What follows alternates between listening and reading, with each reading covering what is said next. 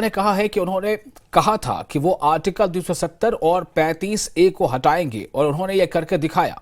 अमित शाह ने कहा कि उन्होंने वादा किया था कि वो दहशतगर्दी का खात्मा करेंगे, जीरो टॉलरेंस की पॉलिसी बनाएंगे और सिक्योरिटी एहलकारों को फ्री हैंड देंगे, और ये भी उन्होंने पूरा किया। अमित शाह ने कहा कि उन्होंने कहा था कि अयोध्या में राम मंदिर बनेगा और अब रामलला की प्राण प्रतिष्ठा 22 जनवरी को होगी। अमित शाह ने कहा कि ये नरेंद्र मोदी की हुकूमत है, जो कहती है वो करती है।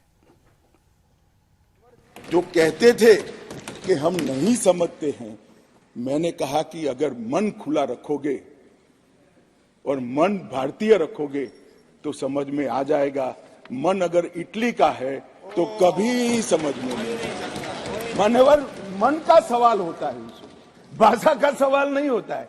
इसमें बहुत सारी चीजों पर हमने थ्रस्ट दिया है। आतंकवाद की व्याख्या अब तक किसी भी क्रिमिनल जस्टिस सिस्टम के कानून में नहीं थी। पहली बार मोदी सरकार आतंकवाद को अब व्याख्यायित करने जा रही है, जिससे इसका कोई लूपहोल्स उठाकर आगे फायदा न ले पाए। मिलीजुली सरकार थी, कई प्रकार की इसमें कठिनाइयां भी आती थी, मगर लंबे समय के बाद 2 बार इस देश की जनता ने ऐसी सरकार चुनी जिस सरकार ने अपने पूरे मैनिफेस्टो को अक्षरशः लागू करने का काम किया है और जिस मैनिफेस्टो को मैंडेट किया है इसको लेकर फिर से जनता के सामने जाएंगे। हमने कहा था हम धारा 370 और 35 से हटा देंगे, हट गई।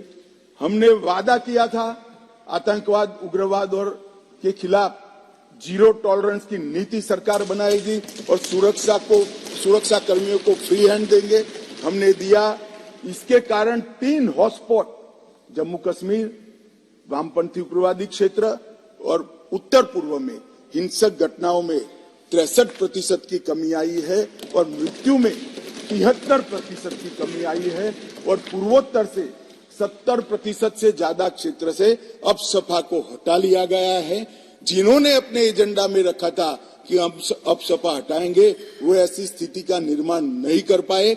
हमने नहीं रखा था, अब सपा को हटाया नहीं है, परंतु हमने इसके अमल को रिस्ट्रिक्ट करने में सफलता प्राप्त करी है, क्योंकि वहां कानून और व्यवस्था की परिस्थिति ठीक हो गई। हमने मान्यवर कहा था कि अयोध्या में जितना हो सके उतना जल्दी राम मंदिर बनाएंगे और 22 जनवरी को वहां पर रामलला विराजमान